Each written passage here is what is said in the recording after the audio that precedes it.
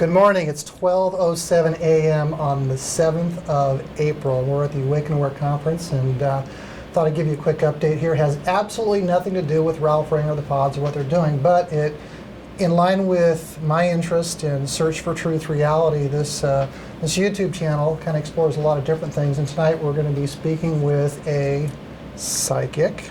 Yes, is that right? That's right. And you want to tell everybody what your name is and where you're from? Yeah, my name is Christina George, and I'm from Sacramento, California, and I am the founder of PPRS, which is Psychic Paranormal Research Society, and the host of Paranormal Connections. Paranormal. And now, is that a television show, or is it something that's online? It is an online radio show with the Scepter Radio Network. Scepter Radio Network, and that is founded by Anthony Sanchez. Anthony Sanchez, Correct. right? Yes, and he's got his own show out there. I know Anthony very well, and I've had the opportunity to interview him about the Dulce bit, but that's not what we're here to talk about. We're here to talk about magic, aren't we? Yeah, some people will call it that, sure.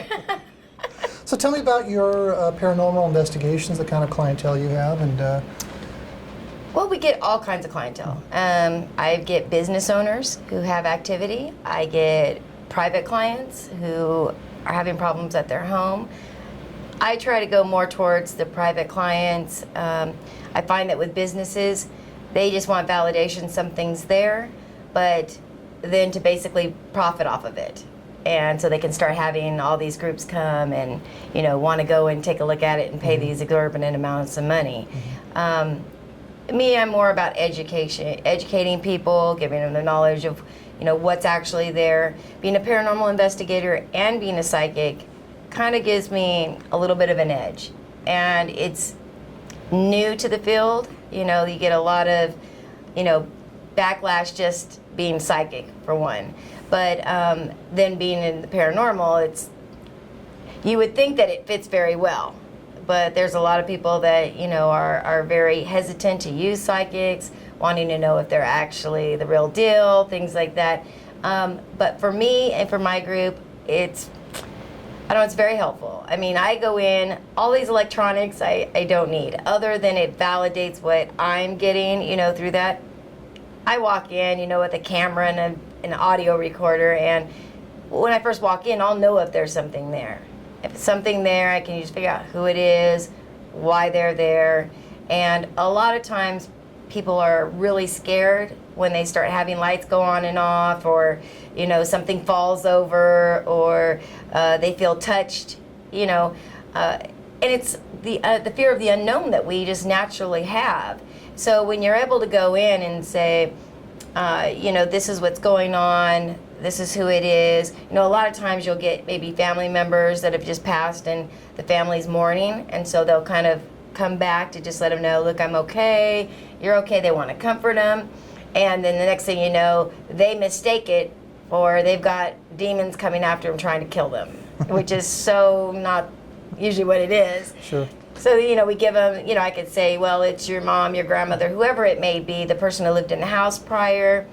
And it's strange how just by giving them those little bits and pieces of information, and once they feel comfortable that what you're saying is true, or we can show them, we can get validation or through research, the fear goes away.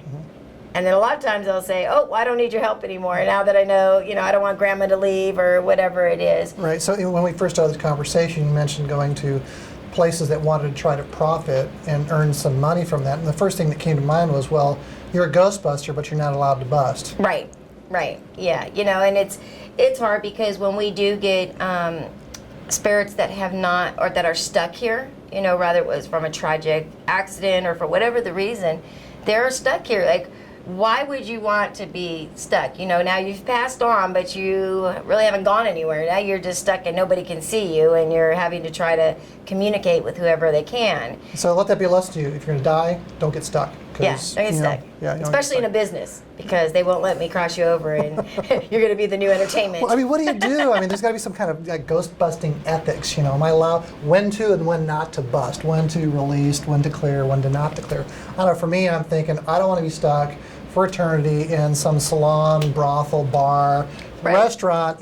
Being the source of some kind of entertainment for the mortals. Absolutely. Send me on to my highest expression, and everything's hunky-dory. Why I got stuck here in the first place, who knows? But I'm thinking I'm going to be eternally grateful to a psychic that would come in and release me. Absolutely. And actually that is what I get. I mean, they're very happy that, number one, here's somebody that can actually see them and can communicate with them.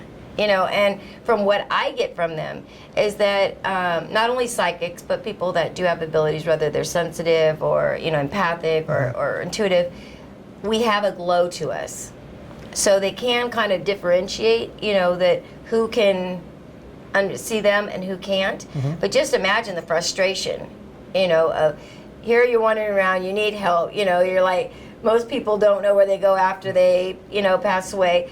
Anyway, but you don't think you're going to be stuck now, invisible. Well, yeah, can you imagine? I mean, you're stuck in a bar, you can't drink. You're stuck in a restaurant, you can't eat.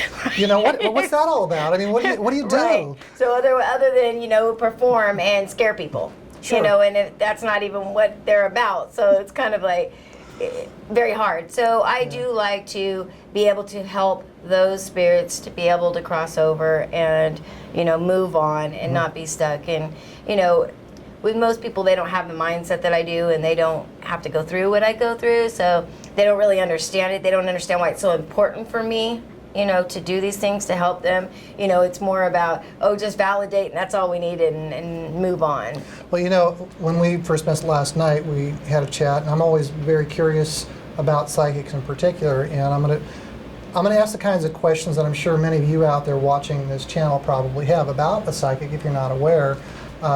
You alluded to certain skills and capabilities, so I want to go back to the beginning.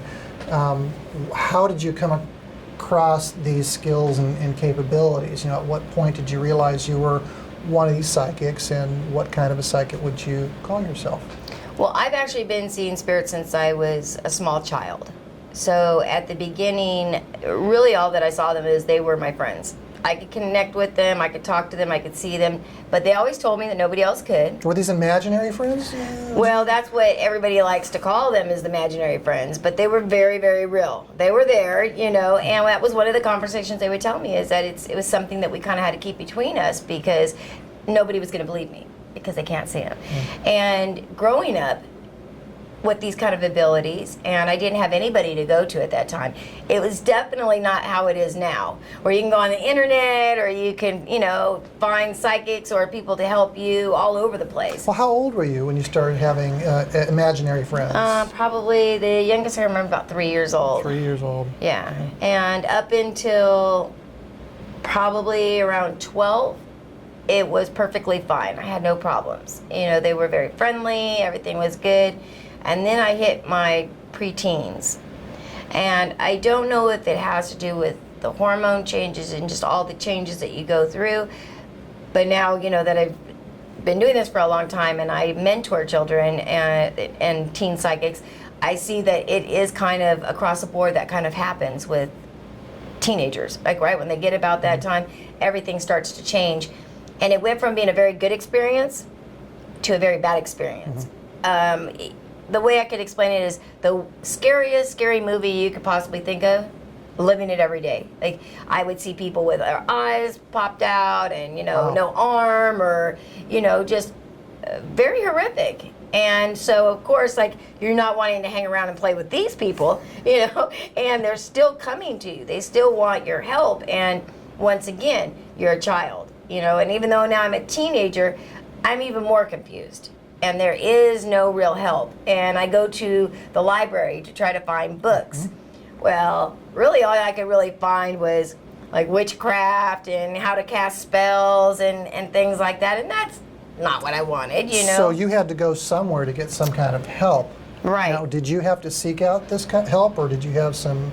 This is a leading question because I know we had this conversation earlier, but tell us about religion and your family and how you got that kind of help and what happened. Well, I had spoke about, being able to see these spirits from when I was very young. And of course, it was just discounted when I was young. When I got a little bit older, my mom takes me to the psychiatrist and they're saying, well, maybe we could give her these pills and, maybe she's depressed, maybe she's seeing things, she's got a mental disorder. That was none, and I knew that wasn't the case. And I was very intelligent. I was in the gifted and talented program. It's in the GATE program. So, Sure. you know, it wasn't making sense. So I ended up going and staying with my grandmother, and which is my on my dad's side. And later on, as I'm older, I find out that that is the side that I get my abilities from. My mom's side had nothing, so of course that's why nobody understood where could help me. But I go to stay with my grandmother, and she was a collector of just all kinds of things, but especially old porcelain dolls. She had all kinds of them, girls, boys, all over the place. Now most people, they think of a doll, you know, especially a girl child, you think, oh, dolls, oh, how cute, how neat, you know, I want to play with them. I never did. Like, these dolls scared me to death. And every single night between 3 and 4 a.m., I would start hearing whispers. I'd start hearing my name, calling my name, telling me to wake up, telling, you know, all these different things. And I, you know, I'm kind of like looking and hear the eyes are opening and stuff. And I'm really getting freaked out at this point. And it went on for a while, and till a point I couldn't take it. I wasn't getting any sleep, you know, I was sleep deprived, all these different things. So I go and I tell my grandmother. And so the first time she tries to tell me, you know, we're at this point I go, you know, I've gone to Catholic school, we've, you know, I go to church every Sunday. We're the traditional Italian, very, you know, religious family. And so she says, oh no, you know, we've got a house of God here. And, you know, I'm like, well, these dolls are talking to me. And she's like, they're angels. And I'm like, okay, well, I've never known of any angels that, you know, come to you and, you know, look like this and all these things. Okay, so who's with me on this one? It's like, can you imagine like a Chucky running around? You know? Exactly. And what made it worse was right about that time, they came out with the movie The Dolls. The dolls. Which was that scary movie about the porcelain dolls that all come back to life and go and they're killing everybody. Well, see, that explains everything. It's all your imagination. Of course, you know, and that's exactly what it is. Oh, I watch too much TV and all these kind of things. So it's not getting any better. So I tell my grandmother, like, look, angels, whatever you want to call them, something's going, like, I can't take this anymore. I'm not sleeping. I was losing weight. I was just, it was really getting bad. So she's like, well, all right, I know what to do. Takes me by my hand, puts me in the car, takes me to church. Of course, you know, growing up Catholic, anytime you have a problem, you go to the priest. He knows all, and he can fix everything, right? If he can take away your sins, obviously he's got to be able to take this away, right? So how are they explaining your unique experiences? Yeah, well, you know, I go and talk to the priest, and he's asking me what's wrong, why am I there, and, you know, I start telling him, you know, and not only about the dolls, but that I can, you know, see spirits and stuff. And the first thing he tells me is, you never to do that again. That's the devil. And these are demons that are coming through, and they trick you. They try to trick you. And they'll make you think that they're your friends or their family or, you know, all these things, but they're not. So, you know, I'm asking about the dolls. Like, now he's trying to say, well, they're trying to scare you and all these things. And so I'm like, okay, well, so now at least I feel like I've got answers. Even though it didn't make sense to me. Yeah, but never do that again. What are you doing? Right. Well, but I'm thinking, you know, at this point, I'm like, that's okay. You know, I mean, if this is what I have to deal with, you know, like things trying to come and get me, then okay, I'll do that. But it didn't work that way. So he says, all right, I want you to go and do 15 Our Fathers, 10 Hail Marys. You know, he come out, he gives me the little cross with the holy water, and boom, I'm supposed to be fixed. So now I never even knew I was broken, but you know, this is supposed to fix everything. So I go home, and I will tell you, here I am thinking, you know, I'm not scared anymore. You guys can't hurt me. I've got those holy water and everything. 3 o'clock in the morning comes. It was like hell broke loose. I mean, it was worse than it ever was. I literally only stayed 2 days, and I was like, okay, I can't stay here anymore. I don't care what it is, I cannot stay here. And in fact, my grandmother recently died not too long ago, and I'm supposed to inherit these dolls. So my dad calls me and says, well, you know, we've done the probate and everything, and we've separated everything, and, you know, when I come to visit you, I'll bring the dolls Grandma got, you know, saved for you.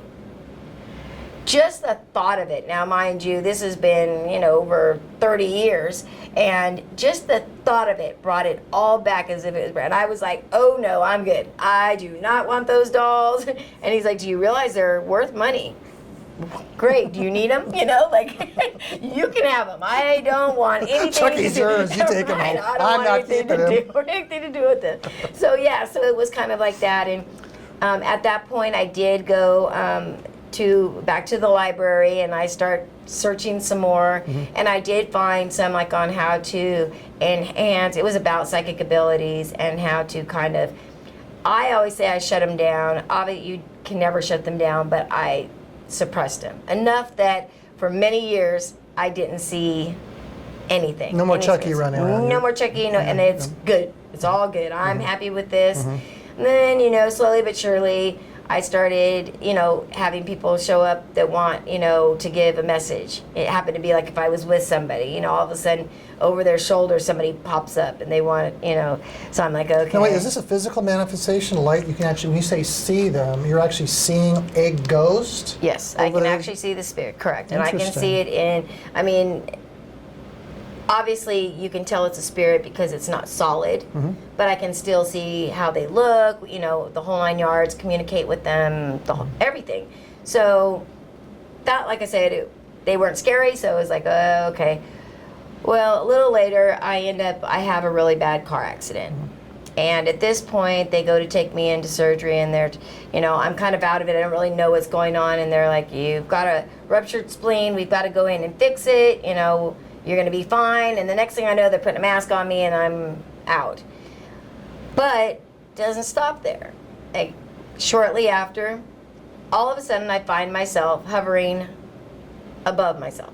Now, mind you, because I've done so much reading of books and stuff like this, in a lot of the psychic books, it talks about near-death experiences. And so as soon as it happens and I'm looking around, I'm like, you've got to be kidding me. Really? I'm going through this? And so right away, the first thing my brain starts thinking is, all right, you need to start looking at the time of the clock. You need to start listening to what they're saying. Because when you come back, I want them to really know that this is really happening. So you're taking little mental notes during this near-death, out-of-body experience. Yeah, absolutely, yes. So you're listening to what's being said. Okay, it's 12:05, whatever the Right. time is on the clock. So I'm going to remember this, so I can carry it back, and somebody will believe what I'm seeing and what I've seen. I have a question at this point. So you're out of your body. Your body's down there. Do you have any sense of breathing? I don't. I don't feel any of that. I can just see them working around me, and I literally remember kind of peeking around because they were all over the top of me. So I wanted to make sure that I was actually, this was me down there, and I looked down and, oh yeah, it's me. So I'm like, wow, what's going on? Can you feel yourself, can you feel your body in that state when you're over? I can feel just me floating, at this floating sensation. And, I'm just kind of up in a corner. I was not, I could look down, I could see I'm getting all of this, but it didn't last for very long. Within a few minutes of me trying to take all these mental notes, next thing I know, I'm surrounded by this bright light. And, people ask me, is it a room or tunnel?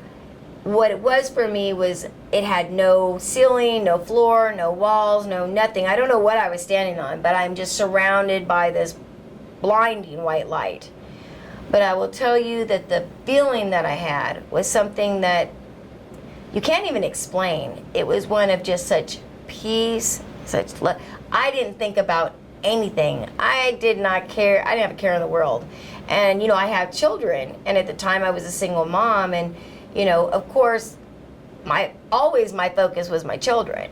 So all of a sudden, I'm being told by this being, and I don't want to say it was God or what it was, but it was a being. And he tells me, I can't stay. It's not my time. But, I'm seeing my grandfather, I'm seeing that passed away. I'm seeing a boyfriend who had died in my arms years prior. A few other people that I later found out were some family members. And I'm just so happy to be there. And I don't have a care in the world that I wanted to stay. And for some reason, I don't know if it's just the way I am, but I literally thought I had some control over this. So he's like, you know, it's not your time. You have to go back. You still have, you know, a path to follow. You know, you're not finished with what you need to do. And I'm like, well, I'm not going back. You know, like I don't know what you're going to do, but I'm not going back. So you've attained this plane of bliss. You've gone to the white light. You're no. I'm staying here. You're Warren Beatty. You know, it's time to go back. Right. You got to get back. They haven't burned your body. It's still here. Yeah. And I'm like, but I don't want to go back. Right. And, you know, they're trying to explain to me that I do, that, you know, I do have these abilities. I need to go back and I need to use them to help people, and that I was denying, you know, what I was supposed to be doing. And so I'm like, I don't want to go back. Well, right about that time, you know, it's almost like I was going to go kicking and screaming because I didn't want to go. And right at the time, I'm like, I'm not going. I don't know how to make this clear to you. I'm not going. Right about that time, I get yanked backwards. And I mean, yanked pretty hard. Like, it pulled me back. And I can still see my grandfather and everybody, but they're pretty far away. And so I'm still yelling, like, I'm not, bring me back. I don't want to go. What are you doing? Kicking and screaming Yes, in the ether. Yes, and I'm like, I call my grandfather, help me, you know. And right about that time, I get pulled back again. And now I'm back in the operating room, and I'm back above my body. And I'm like, oh, crap, like, they really brought me back. Are you kidding me? And right about that time, I'm looking, and I see them say, I'm looking at the monitor, and I'm flatlined.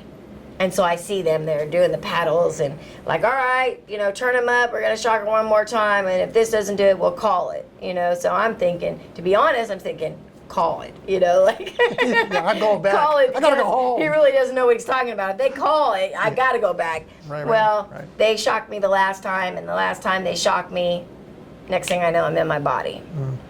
And I don't wake up until I get into the recovery room. So, of course, they close me up real quick and they take me to recovery. And I wake up and I start telling the nurses this. And all they could tell is, oh, honey, you're under a lot of anesthesia. You know, this happens sometimes. Just close your eyes, you'll be all right. Denial. I'm like, are you kidding me? Like, you know, I'm telling them about the, you know, conversations they had, whole 9 yards, and they just discounted me again. And you know, it's frustrating when you're trying to tell people, you know, things that are going on with you and nobody wants to listen. Just like the psychic communications, the spirits that you're seeing growing up, I know how hard that is when you have that kind of a skill and a capability. And really, I think I appreciate you being on the video today, because there's a lot of people out there I know who had to have have these kinds of experiences. This maybe it helps them. You know, do you have any advice for people out there who have had this kind of experience, be it a near-death experience or seeing spirits, speaking with spirits, you know, what they might do, where they can go to get some, hang out with some like-minded people, what have you? Right. Well, first thing I want to tell everybody is that if you sense something, you see something, you can speak to something, you are not crazy.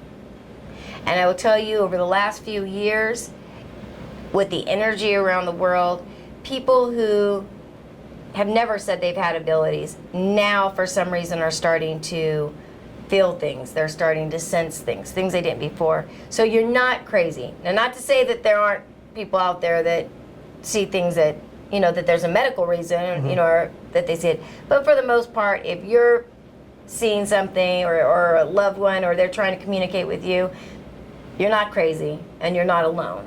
And one of the reasons that I founded PPRS was, not only did I want to help clients and people who are going through dealing with paranormal activity, but I wanted to be able to give a place where like-minded people could go to be able to talk and be accepted, not be, you know, discounted or, you know, bullied because of or made fun of or things like that, because it seems to be across the board, that's what people get when they try to come forward about this stuff. So I actually mentor children, you know, as young as 6 years old. I mentor teenagers, and once they become a certain age, then, you know, and I've worked with them, I actually do take them out on investigations with their parents, you know, permission, because it's almost like on-the-job training. Sure. You know, it's like, how can you teach them to connect And the thing is that right away we are so set up to believe that anything we don't understand is bad, or it's negative, or we're scared of everything we don't understand. So it's really, especially for kids, it's empowering them. We've got these shows that show a lot of this, but it's very sensational, and it's very Hollywood, and it's not so much like that. So I do like to be able to have a place where people can go and ask questions, give feedback. So if there's a parent out there who is watching this video and they're in the Sacramento area, how do they contact you? Well, you can go to Facebook, which is it's Psychic Paranormal Research Society, PPRS. You can find us, and also I'm Christina George, and so you can add me, and if you're interested in something like that, I can get you connected. We actually help people all over the United States, and actually I even have clients across all over the world. So you definitely can contact me.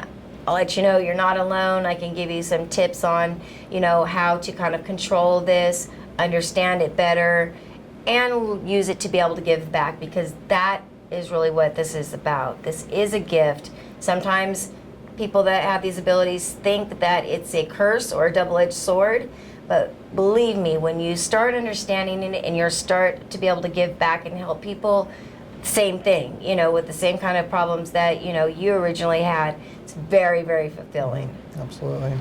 So let's go back to your experience. So we're getting to the point where we're going to find out what kind of psychic that you are, the skills that you had before your accident, and how things changed after the recovery room. Absolutely. Well, before I could see them and I could speak to them, but that was about it.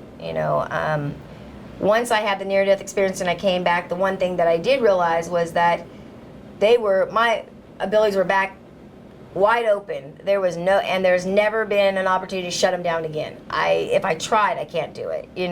They were wide open, and they were much stronger.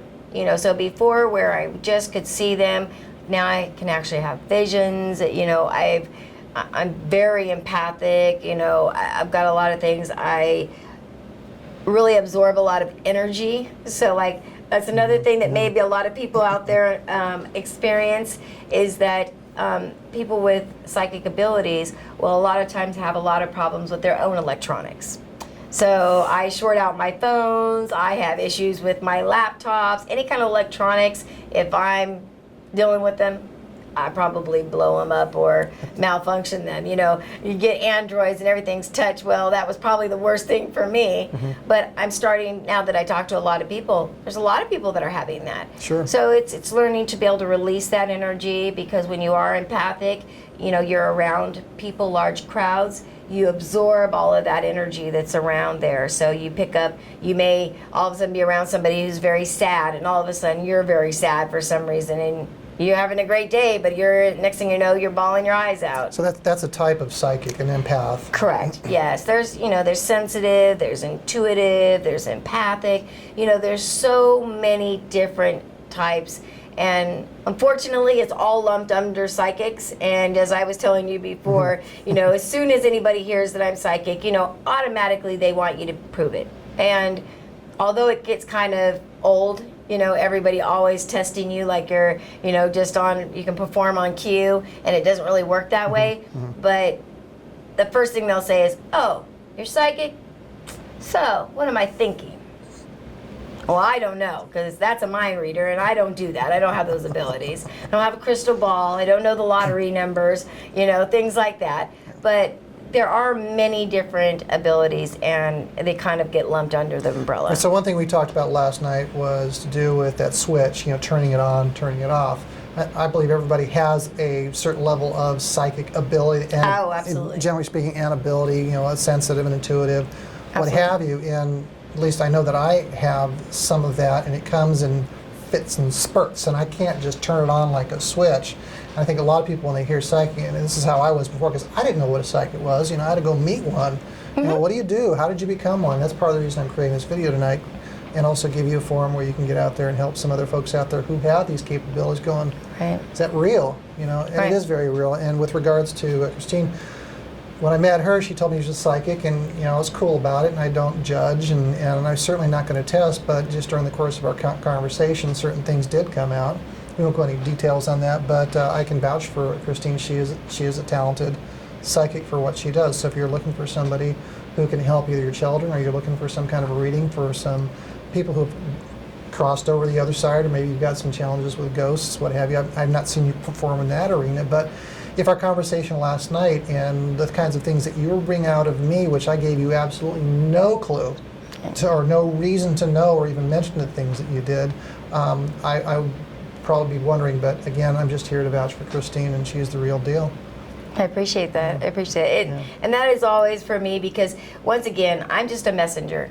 I get these messages, and to me they make no sense, because I didn't know you before. I didn't know anything about your life or anything. So it's like when it goes by, when I'm able to get that validation from whoever I'm talking to, it's good for me too, because like I said, to me it doesn't make any sense. Just a bunch of information, and it's like, I hope too, like, that I'm getting the right information. Last night I was in a group of people, and so of course, as soon as everybody knows that I'm psychic, everybody's running over there wanting to get some information from me.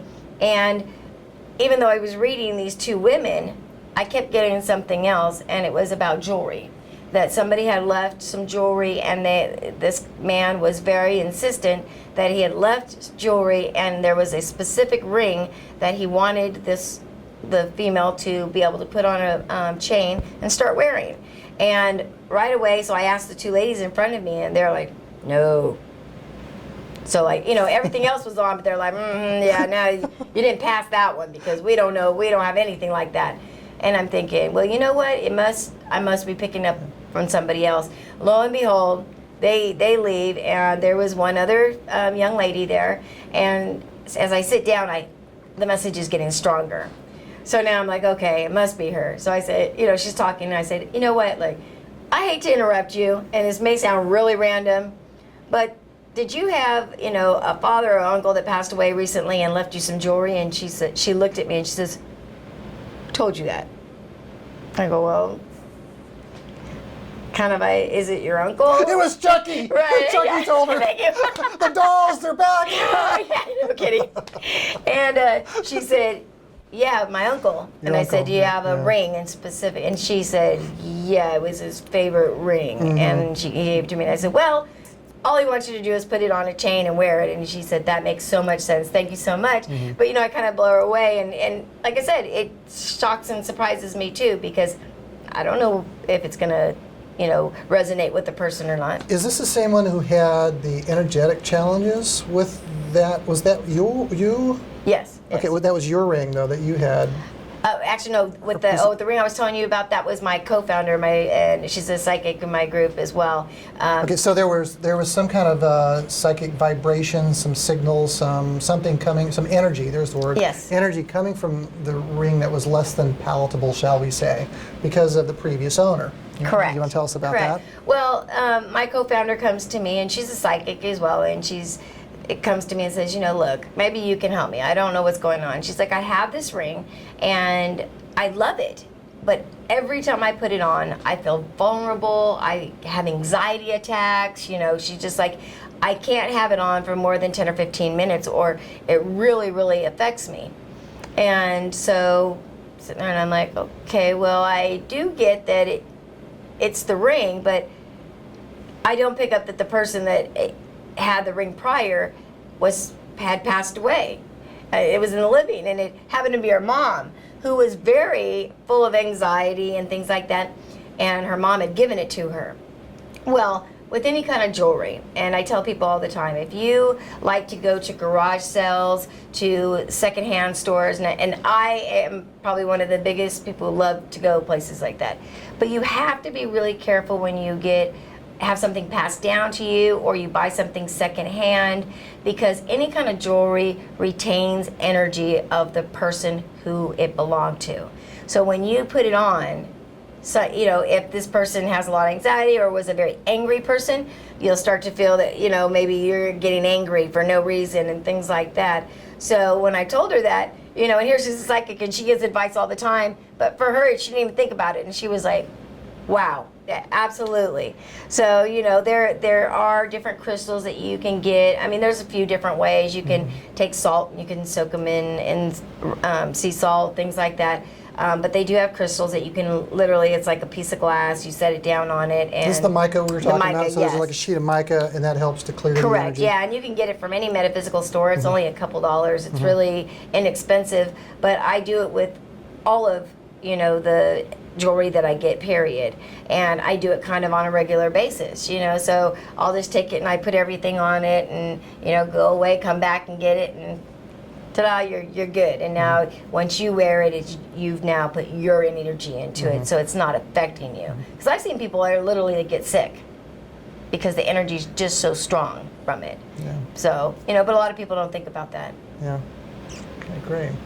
Well, I've enjoyed this conversation again. Oh, thank you. Thank you very much. Thank you for being on the show. Thank you, everybody out there for watching. And once again, you want to tell us again your name, website, how people can reach you? Yes, Christina George, and you can either add me on Facebook by Christina George, or the other one is on Facebook is PPRS, Psychic Paranormal Research Society out of Sacramento, California.